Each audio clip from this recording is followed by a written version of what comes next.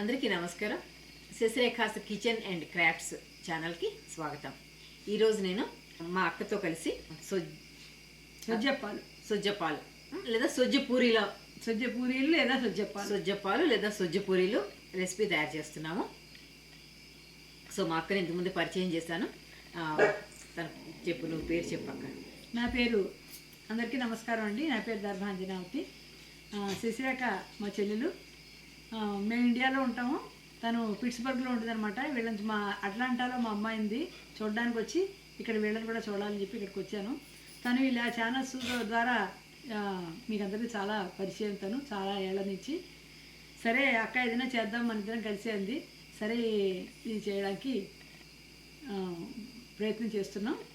మీరందరూ ఆదరిస్తారని చక్కగా మంచిగా మీరందరూ మంచి కామెంట్స్ అవి పెడుతున్నారు, స్పందిస్తున్నారు. చాలా సంతోషం. ఏదైనా మనకు వచ్చేది విజయదశమి పండగల్లో నవరాత్రులకి ఒక్కో రోజు మనం చేసుకుంటూ ఉంటాం అమ్మవారి నైవేద్యం.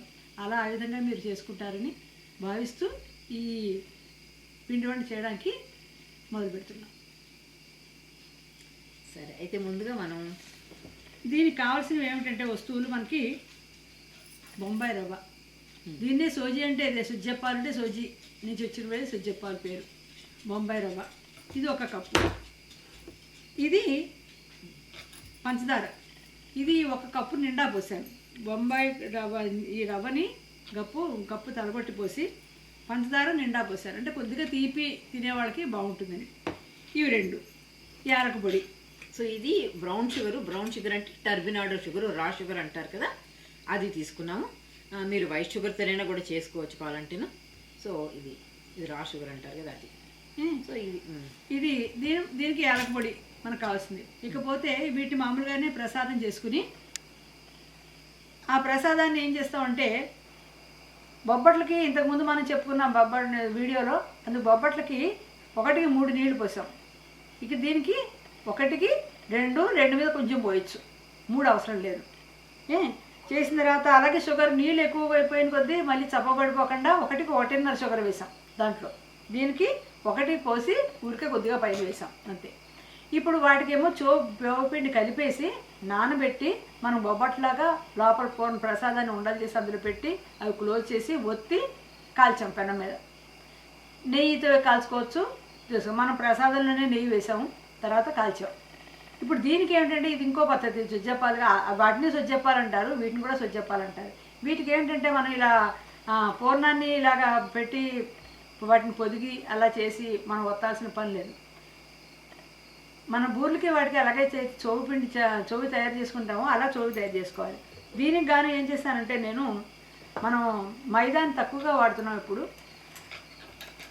అందుకని 1 కప్పు మైదా 1 కప్పు గోధుమ పిండి కలిపి కొంచెం 1 గంట ముందు దీన్ని నానబెట్టి ఉంచానమాట.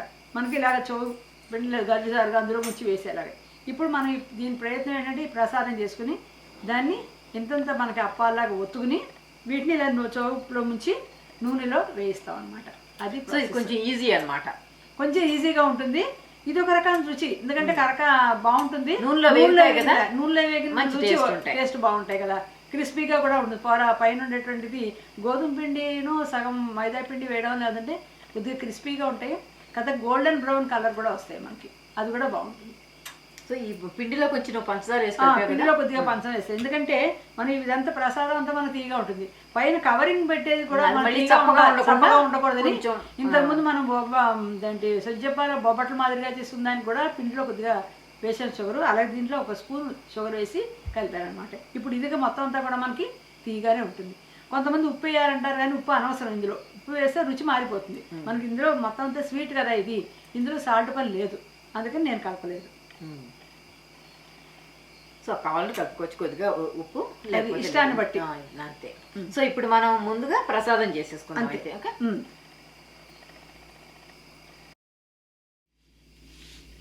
ఓకే అక్క, అయితే ఇప్పుడు మనం ముందు ప్రసాదం తయారు చేసేసుకుందాం అయితే. అలాగే సరే, వండించు.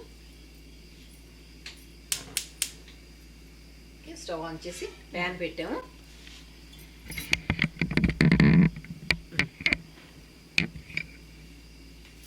ఇప్పుడు మన దీనిలో 1 కప్పు రవ్వకి 2 కప్పులు పోసి నీళ్లు కొంచెం సుమారుగా 2:30, 2:15 ఆ విధంగా నీళ్ళు పోద్దాం. సో ఇది గట్టిగానే ఉంటుంది, గట్టిగా ఉంటుంది కొంచెం.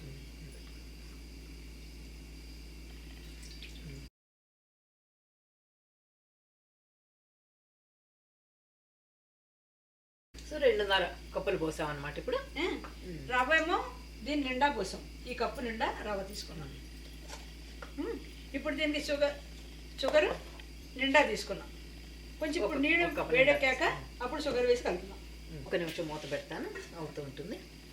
సో కొంచెం యాలకుల పొడి తయారయ్యాక వేసుకుందాం. తర్వాత కొద్దిగా నెయ్యి కూడా వేద్దాం. ఓకే, అయితే ఇప్పుడు రవ్వ పంచదార వేసేసుకుందాం అక్క. ఇప్పుడు నీళ్లు వేడెక్కాయి, ఇప్పుడు పంచదార వేసి ఇది కూడా మనం కప్పు నిండా పోసాం. ఇప్పుడు ఇది కరిగిపోతే ముందు కరగాలి, కరిగిన తర్వాత మరుగుతుంది. మరిగిన తర్వాత అప్పుడు మనం రవ్వ వేయాలి. ఓకే. తర్వాత ఇంకో విషయం, రవ్వ వేయించక్కర్లేదండి, మనకి ఇదంతా ఉడుకుతోంది, పైన మళ్ళీ నూనెలో కూడా కాస్తున్నాం కాబట్టి మనం రవ్వ వేయించక్కర్లేదు. విడిగా ప్రసాదానికంటే మనం రవ్వ వేయించుకుంటాం. రవ్వ కేసరి అనుకోండి, రవ్వ వేయిస్తాం, వేయించి పళ్ళానికి నెయ్యి రాసి వేసి ముక్కలు వేసి పోస్తాం. దీనికి అలా అవసరం లేదు. మనం తయారయ్యాక, ప్రసాదం తయారయ్యాక నెయ్యి వేస్తే సరిపోతుంది. ఒక పొంగు రావాలని అయితే మూత పెట్టిన వాళ్ళు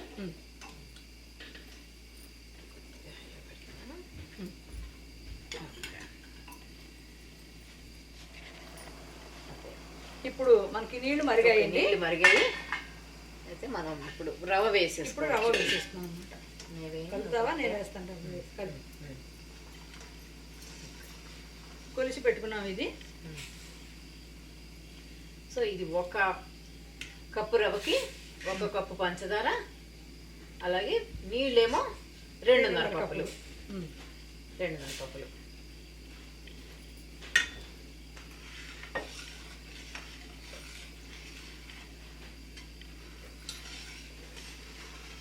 ఉండకట్టకుండా మనం కలుపుకోవాలి. నెయ్యి కొంచెం దగ్గర పడ్డాక వేద్దామా? నెయ్యి దగ్గర పడ్డాక నెయ్యి వేసేసి అయిపోయాక ఎర్రపొడి వేసేసి ఆపేసి చల్లారుతుంది. చల్లారాక మనం ఉండలు చేసుకుని అప్పుడు ఈలోగా నూనె ఎసరు పెట్టుకుని నూనె కాగిన తర్వాత ఈ ఒత్తుకున్నవి ఇంత కింద అప్పాల కింద ఒత్తుకుని అవి నూనెలో ముంచి సోపిండిలో ముంచి నూనెలో వేయించాలి. అలా ఉంచేసుకోవచ్చు. లేదంటే మనం అప్పాలని అరిసెల్ని మనం ఎలా అయితే ఒత్తుకుంటామో చక్రం మీద పెట్టి ఇంకో గరిటతోటి ఒత్తేసి కూడా మనం చేసుకోవచ్చు. ఎలా అయినా బాగానే ఉంటుంది. ఓకే.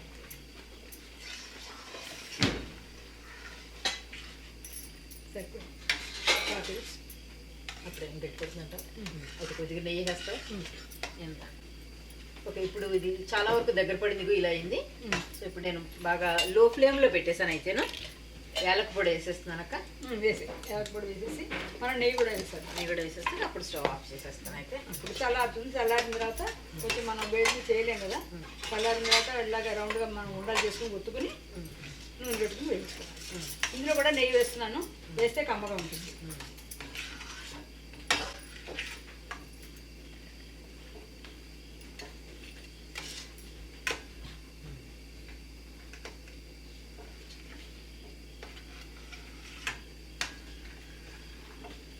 నిజమే, మనం ఒక పావు కప్పు నెయ్యి వేసాం. ఇందులో కప్పు రవ్వకి పావు కప్పు నెయ్యి, సుమారుగా పావు కప్పు నెయ్యి వేసాం. యాలకుల పొడి వేసాం. ఇంక దీన్ని మనం చల్లారనివ్వాలి.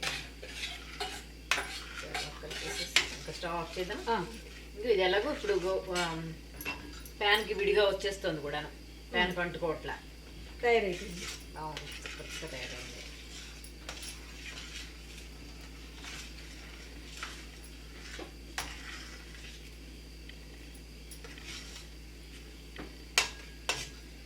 స్టవ్ ఆఫ్ చేసేస్తున్నాను ఇప్పుడు. అది చల్లారుతుంది. చల్లారాక మనకి ఉండలు చేయడానికి బాగా చక్కగా మనకు వస్తుంది. ఓకే, అయిపోతుంది. ఎక్కడ ఉండలు లేకుండా బాగా ఉడుతుంది. ఓకే అండి, ఇప్పుడు ఇది మరి చల్లారిపోయింది. ఇప్పుడు ఈ చల్లారిని మనం ఇలా ఉండల కింద చేసేసుకోవాలి. చేతి కావాలంటే కొంచెం ఆల్రెడీ మనం నెయ్యి వేసుకున్నాం కదా, ఇందులో ఇంకా అవసరం లేకపోతుంది. సరిపోయింది. నెయ్యి అంతా కూడా పుష్కలంగా ఉంది. మనం పేపర్ మీద ఇలా తట్టి మనం అప్పాల్లో వేయించుకుని ఈ చోవు నుంచి నూనెలో వేయాలి. సో ఈలోగా అంతా ముందు అన్ని ఉండలు చేసేసుకోవాలి. పెట్టేలోగా ముందు అన్నీ జస్ట్ ఇలా ఉండలు చేసేసుకుంటే సరిపోతుంది.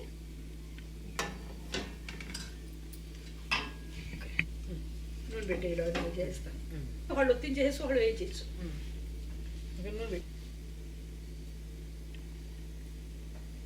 యాలపొడి వేసాము. వేసాను.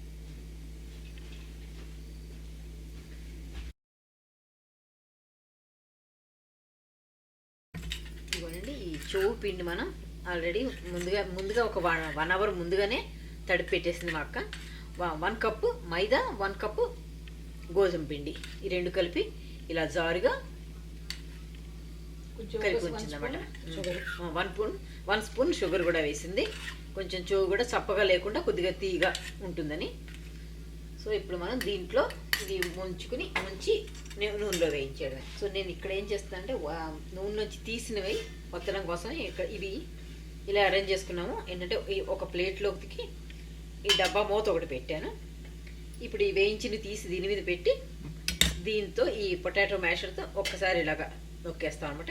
సో దట్ నూనె అంతా బయటకు ఎక్సెస్ ఆయిల్ అంతా బయటకు వచ్చేస్తుంది దానికోసం. ఓకే, సో మీరు 2 గరిటెలు మధ్యలో పెట్టి నొక్కొచ్చు, ఎలా వీలైతే అలాగా. రకరకాల ఐడియాలు ఉంటాయి కదా ఒక్కొక్కరికి ఒక్కొక్కలాగా. సో అలా చేసుకోవచ్చు. ఇప్పుడు ఈ విధంగా మనం మొత్తం అన్ని ఇలా ఉండలు చేసుకున్నాం కదా, ఈ విధంగా మనం అన్ని ఉండలు చేసేసుకున్నాం. ఈ ఉండని మనం జిప్లా కవర్ పెట్టాను నేను. ఈ కవర్ మీద ఆయిల్ రాసి మనం ఇందాక ప్రసాదం చేసుకున్నప్పుడు దీంట్లో నెయ్యి వేసాం ఆల్రెడీ మనం. సో ఇంకా అదే సరిపోతుంది. ఇలా మనం పలసగా ఈ మాత్రం సైజువి ఒత్తేసుకోవాలన్నమాట. వచ్చేస్తాయి. అందుకని మనం ఇవన్నీ ఒకటో ఉదయం కాకుండా కొన్ని చేసుకుని ఉంచుకోవాలి. ఇలాగా మనం ఇలా చూసి వెంటనే ముంచేసి తీసేయాలి కదా, అందుకని కొన్ని వేసి ఉంచుకుంటే ఒక అరదను ఆ తర్వాతకి మనకి సరిపోతుంది, అందుతాయి. అయితే నేను ఒత్తుతూ ఉంటాను, నువ్వు ముంచి వేసేస్తావు. అయితే అలాగే ఎలాగో సగం ఒత్తి రెడీగా ఉంచింది కాబట్టి ఈ విధంగా ఉంటాయి. తీసుకోను.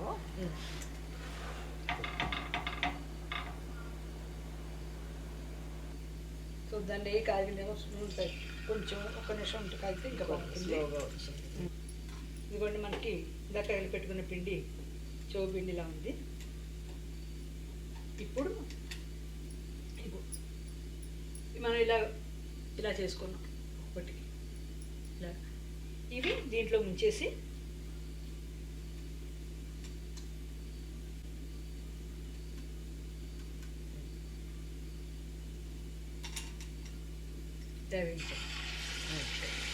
నీట్గా వచ్చింది, కరెక్ట్గా చుక్కలు పడకుండా చక్కగా వచ్చింది.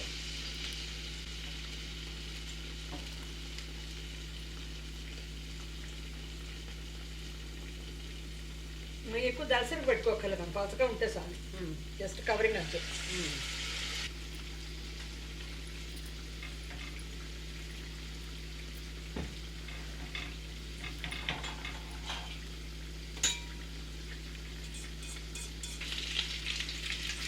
ఇప్పుడు ఈ విధంగా వీటిని తిరగేసుకోవాలి. అప్పాలు ఇలా గోల్డెన్ కలర్ వచ్చే వరకు వేయించి వాటిని బయటికి తీసాక ఒక ప్లేట్ మీద పెట్టి వాటిని ఇలా నొక్కితే ఎక్సెస్ ఆయిల్ అంతా బయటకు వచ్చేస్తుంది. ఇంత చేస్తే ఆ క్లిప్ కాస్త మాకు మిస్ అయింది.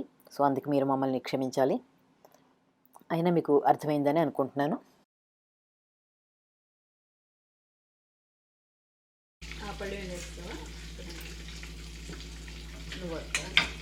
నొక్కడానికి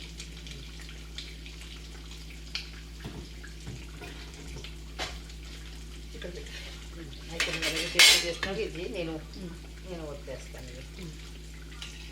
జాగ్రత్తగా తీసి ఇలా ప్లేట్ దగ్గర పెట్టి ఇదైతే తీసే.